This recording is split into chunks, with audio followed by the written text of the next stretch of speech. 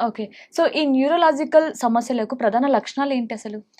So, బ్రెయిన్‌కి సంబంధించి ఎట్లా ఉంటాయంటే హెడేక్స్ ఉంటాయండి. హుహు. మెయిన్‌గా చాలామంది తలనొప్పి చెప్తారు. లేకపోతే ఇంకా చాలా మల్టిపుల్ బ్రెయిన్‌లో చాలా డిఫరెంట్ డిఫరెంట్ పార్ట్స్ ఉంటాయి. అవును. ఒక్కొక్క పార్ట్ ఒక్కొక్క సింప్టమ్‌ని మేనిఫెస్ట్ చేస్తుంది. హుహు. అంటే ముందు భాగం బ్రెయిన్ బిహేవియరల్ చేంజెస్ రావటం, లేకపోతే మతిమరుపు, లేకపోతే ఎక్కువగా కోపం రావటం ఇట్లాంటివి. హ్మ్. పక్క పార్ట్ ఆఫ్ బ్రెయిన్ టెంపరల్ లోబ్స్‌లో ఉన్నవి స్పీచ్ ప్రాబ్లమ్స్ ఉండటం, మెమరీ డెఫిసిట్స్ రావటం అట్లాంటివి. హ్మ్. రైటల్ కొంచెం వెనకాలున్న భాగంలో హ్మ్. మనకి ఎటువైపు వెళ్తున్నాం జాగ్రఫికల్ డిస్ట్రిబ్యూషన్ అంటే ఎటువైపు వెళ్తున్నాము రైట్ లెఫ్ట్ కన్ఫ్యూజన్స్ లేకపోతే క్యాలిక్యులేషన్స్ వీటన్నిటి సిమ్టమ్స్ హుహు. వెనకాల మోస్ట్ పార్ట్ ఆక్సిపిటల్ లోబ్ అంటాం ఆక్సిపిటల్ లోబ్ యూజువల్గా చూపుకి సంబంధించి సిమ్టమ్స్ ఇట్లా డిఫరెంట్ డిఫరెంట్ ఏ బ్రెయిన్ లోబ్లో ఇన్వాల్వ్మెంట్ బట్టి ఆ సిమ్టమ్ వస్తుంది.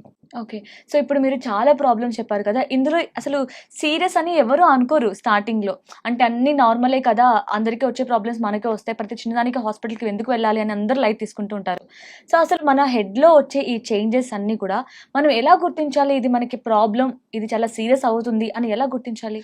సో డిఫరెంట్ ఏజ్ గ్రూప్స్ అండి పిల్లలకి యూజువల్గా హ్మ్. వాళ్ళు అంటే చిన్న పిల్లలు ఎస్పెషల్లీ 2 ఏళ్ళు 3 ఏళ్ళు వాళ్ళు హెడేక్ అని స్పెసిఫిక్గా చెప్పలేరు అనమాట. అవును. కరెక్టే. వాళ్ళకి వామిటింగ్ వస్తుంది